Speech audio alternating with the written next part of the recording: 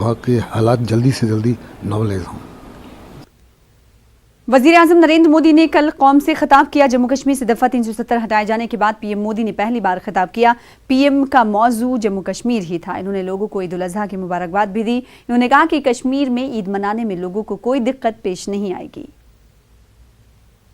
ईद का मुबारक त्योहार भी नजदीकी है।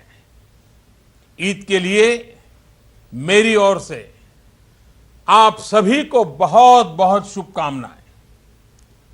सरकार इस बात का ध्यान रख रही है कि जम्मू कश्मीर में ईद मनाने में लोगों को कोई परेशानी ना हो। हमारे जो साथी जम्मू कश्मीर से बाहर रहते हैं और ईद पर अपने घर वापस जाना चाहते हैं, उनको भी सरकार हर संभव मदद कर रही है।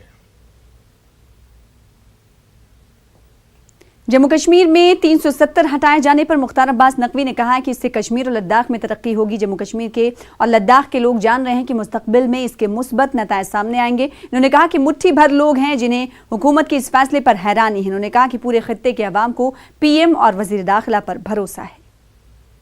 बातचीत करने के लिए हैं केंद्रीय मंत्री मुख्तार अब्बास नकवी जी। सर, कल प्रधानमंत्री ने पूरे देश को संबोधित किया, कश्मीर के लोगों में भरोसा जगाने की कोशिश की, किस तरह देखते हैं? देखिए, पूरे देश को प्रधानमंत्री नरेंद्र मोदी जी पर और गृह मंत्री अमित शाह जी पर यकीन है, विश्वास है, और उसके साथ ही साथ जम्मू कश्मीर लद्दाख के लोगों को भी भरपूर भरोसा है। और आज की तारीख में 370 हटने के साथ जम्मू कश्मीर लद्दाख की 370 समस्याओं के समाधान का रास्ता साफ हुआ है। अब अनफॉर्चुनेटली देश के मूड और माहौल का मजाक उड़ाने वाले लोग आज इस बात को समझ नहीं रहे हैं कि मजाक उड़ाते उड़ाते वो खुद मजाक बनते जा रहे हैं।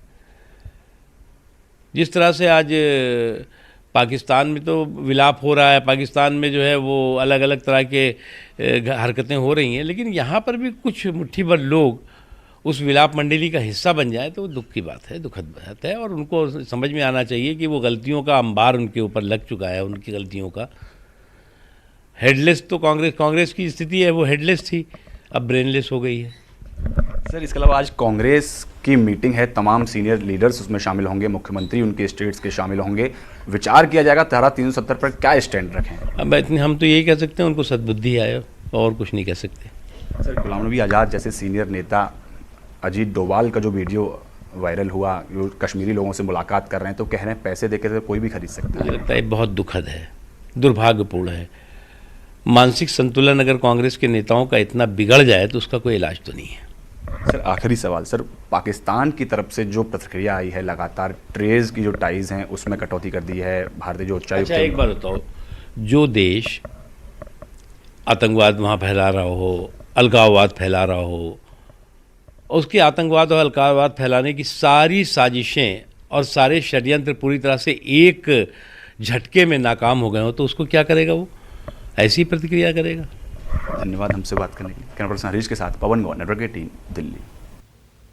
फिलहाल इसी के साथ रुकेंगे छोटे से ब्रेक के लिए। कुछ और खबरों के साथ जल्द लौटेंगे।